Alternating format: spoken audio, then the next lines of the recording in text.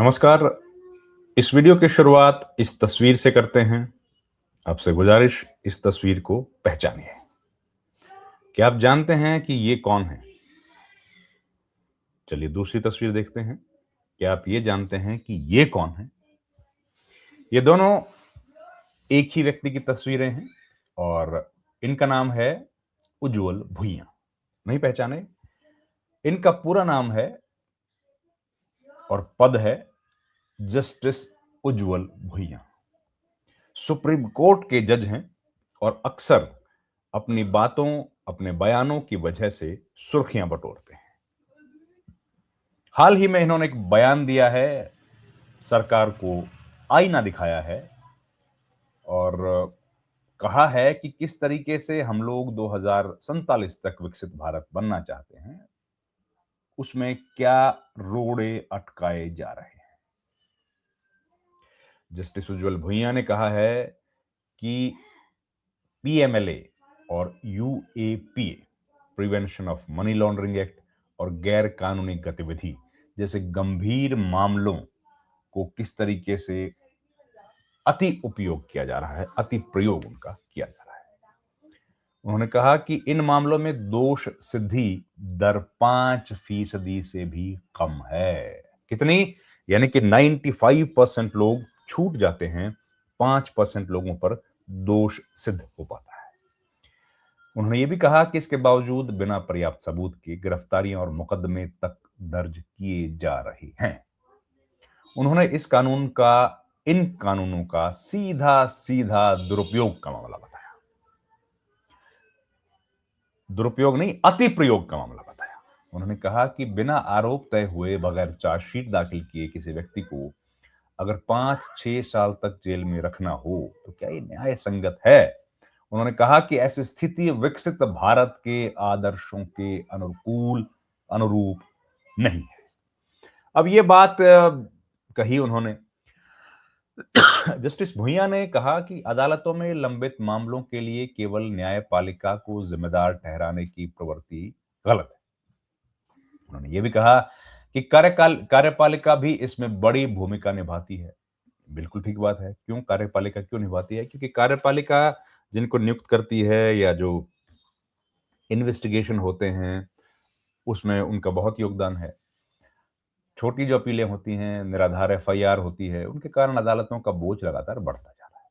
अब 95% अगर छूट जा रहे हैं तो जाहिर है भाई, एफआईआर तो एग्जीक्यूटिव ही लिखता है ना, कार्यपालिका लिखती है।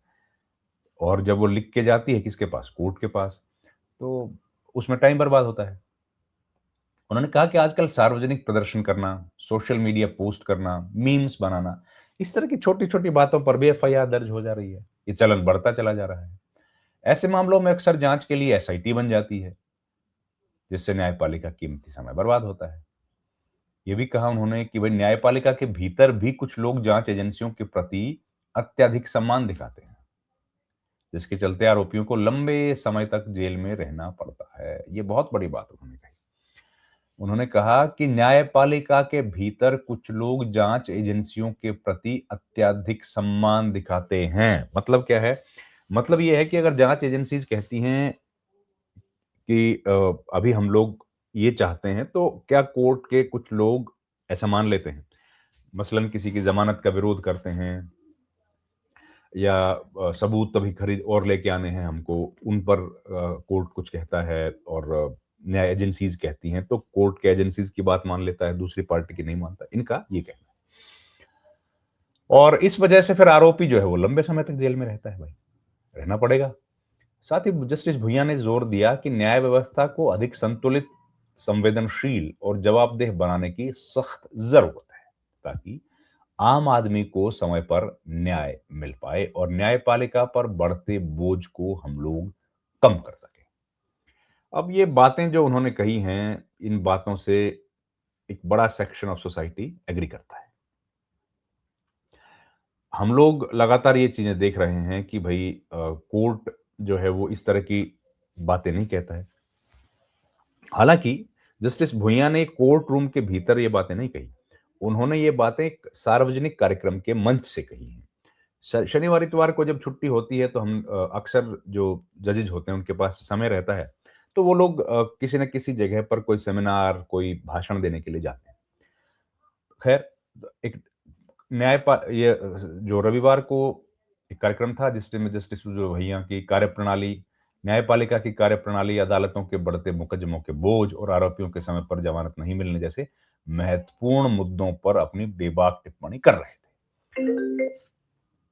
उन्होंने कहा कि न्याय व्यवस्था के सामने कई गंभीर चुनौतियां खड़ी हैं, जिनका समाधान किए बगैर विकसित भारत की परिकल्पना अधूरी है। हम लोग कह रहे हैं ना कि 2047 तक विकसित भारत बन जाएंगे और इस विषय पर सरकार का कहना है कि वो इसके लिए काम कर रहे हैं।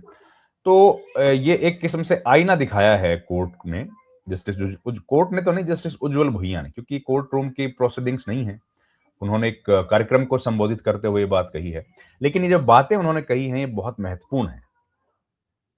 उन्होंने कहा कि भाई, कैसे आप 2047 में जो कल्पना कर रहे हैं, उसको कैसे पूरा कर पाएंगे?